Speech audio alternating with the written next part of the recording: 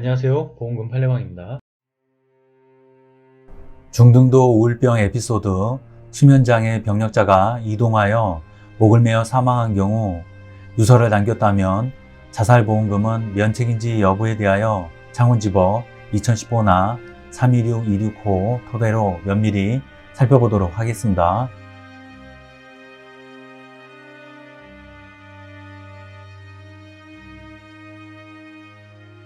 인정사실. 망인은 2014년 8월 13일 오전 8시경 창원시 진해구 소재 안민국에 있는 지학공원 인근 등산로 나무에 밧줄을 묶어 목을 메어 사망하였습니다. 재판부의 판단. 쟁점 나 외래의 사고인지 여부. 위 인정사실을 보면 망인의 사망은 신체의 질병 등과 같은 내부적 원인에 기인한 것이 아니라 밧줄에 의한 경부 압박으로 인한 질식 등 망인 신체의 외부로부터 작용한 원인에 기한 것이므로 외래의 사고에 해당합니다. 쟁점 다 우발적인 사고인지 여부. 유리한 사실 등. 망인은 재산 문제, 배우자와의 불화 등으로 2013년 12월 10일경부터 이 병원에서 불면, 피해망상, 위처증, 우울감 등에 대하여 치료를 받았는데 2014년 1월 8일부터 2014년 1월 15일까지는 이 병원에서 입원 치료를 받은 사실.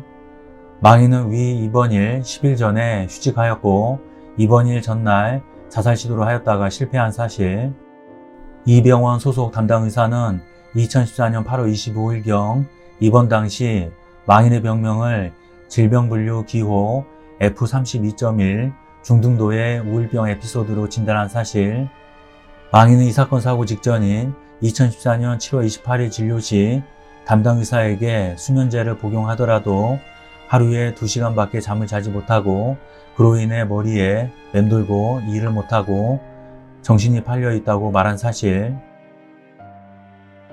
망인은 2014년 8월 13일 사망 당시 배우자와 별거 및 이혼 소송 중이었고 2014년 1월경 이후 2014년 8월 13일 사망 이전까지 2회가량 유서를 써놓고 가출한 사실을 인정할 수 있습니다.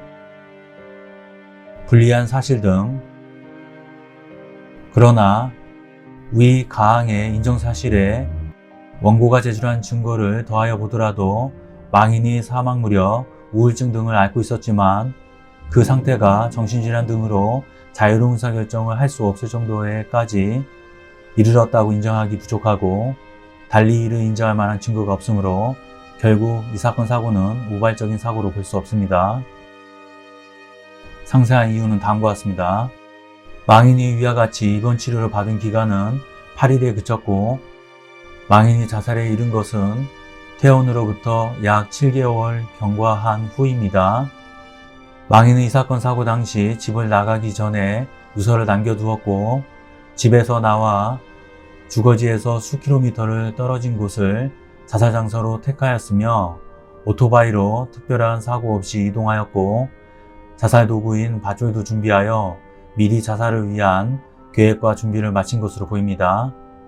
망인의 위와 같은 치료 당시 진단명은 중등도 우울병 에피소드 등으로서 불면증 등으로 보통의 생활을 계속하는데 어려움을 겪는 것 외에 이 사건 사고 이전까지 자살 충동이나 행위가 일반적이거나 추가적인 신체 증상이 동반되거나 정신병적 증상이 나타났다고 보기 어렵습니다.